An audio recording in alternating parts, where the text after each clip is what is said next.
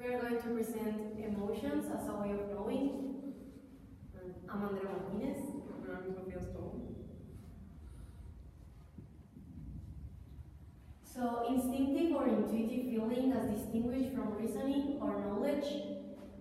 We can say that our emotions our instincts and intuitions are based on our emotions because of the way it makes us feel that makes us act that way. So we can say that our emotions influence some other ways of knowing. Emotions are like the first thing they come to mind. You don't have to think about them. And then it comes to emotion versus reasoning. Emotion doesn't imply any kind of thinking, while reasoning does. Emotion is instinctive. You don't have to think about how you feel, you just feel it. It is the way it is.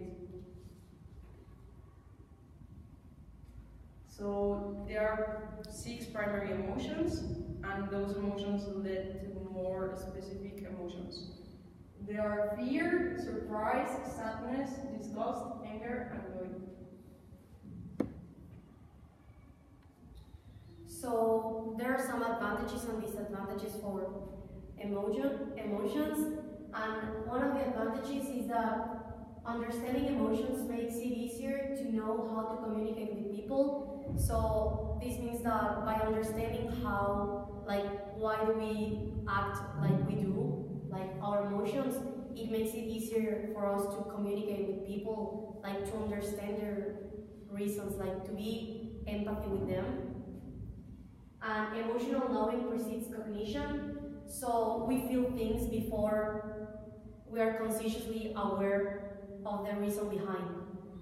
Also, emotions are a source of knowledge, so as we said before, like they're the primary thing that is the first thing that comes to our mind, like what we feel. And disadvantages lead us to make judgments. So humans are interpreting data and tend to filter information through their own cognitive biases. So we sometimes let the emotions lead our thoughts about people and our things in the environment. So it is a disadvantage. Also, emotions are an obstacle of knowledge. Sometimes emotions affect are an obstacle because it interferes in things we think and emotions can be mixed up together and become confused. So an example is that when we feel love and at the same time jealous because in a relationship it could be confused what you're feeling, your emotion about something.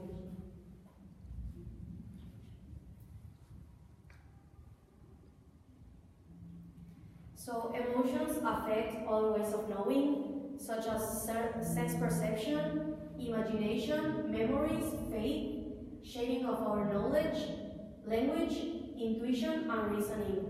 And since emotions are present in our daily lives, they are something we cannot cancel out, so they are always affecting whether it is good or bad, but they are always affecting other ways of knowing.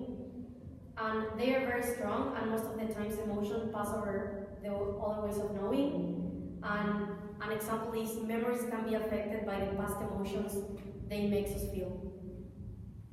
So that is an example of how they are affected. So physical and mental emotions can have physical and mental effects. According to James Lange's theory, there is a connection between emotions and bodies. For example, when someone is feeling depressed, it is more likely that this person is going to get sick because here has defenses lower, so there are more probabilities of sickness entering the body. And in contrast, when you are happy, your body is healthy. You get sick a lot less, and you live a healthy life because you are happy. So emotions have a great effect on how is your body and mental health. So as a real life example, we choose politics and we choose the example of the situation of the past elections, and many people were affected because emotionally affected by the political campaigns in both sides. Like, one is that the people that follow AMLO, like, they were emotionally affected because he was like putting herself with them, made them feel everyone like he was on their side, and their emotions makes them feel like they were on the same side. And on the other side, like, those people that follow AMLO and voted for him, they feel like hate to the PRI and the PAN, so they were like just feel hate, and that affected their decision on who they vote for. The influence emotions had on elections was these. The results of the elections was like 53% in favor of AMLO, and that is like a lot, like impressive elections. So the influence emotions had in this election was like tremendous. It was super like big because, like I just said, a lot of people let themselves die because of their emotions, because they felt angry about people in PRI, so they decided to vote for AMLO because of that. The inference it made, it was that in the elections people are supposed to select the person they believe they can feel more like it is a good leader, it is going to represent them as it should. But here in these elections, people only voted because of their emotions and how they feel. So it had like a great big effect. The strength this election has because of emotion is it is good for people to get led by their emotions sometimes, because now people were angry because of the corruption, but it also blinded them because they cannot see that AMLO is another example of a corrupt person, but they cannot see it because they are too focused on how the PRI make them feel. So the impact was really like it made history these elections because it was a big change, and it was all because of the emotions people had. And also, we can say that the political campaigns, as we know, they show many advertisements on that. And as we know, advertisements are they are in charge of manipulating people's emotion, to catch their attention and to catch their vote.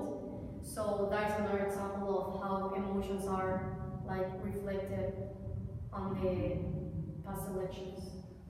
And you can see it affected because, I mean, if you really heard what Moreno had to say about his proposals, you could realize he was just saying nonsenses about some topics. In the other hand, the PAN or the PRI had really better candidates and more prepared than AMLO was.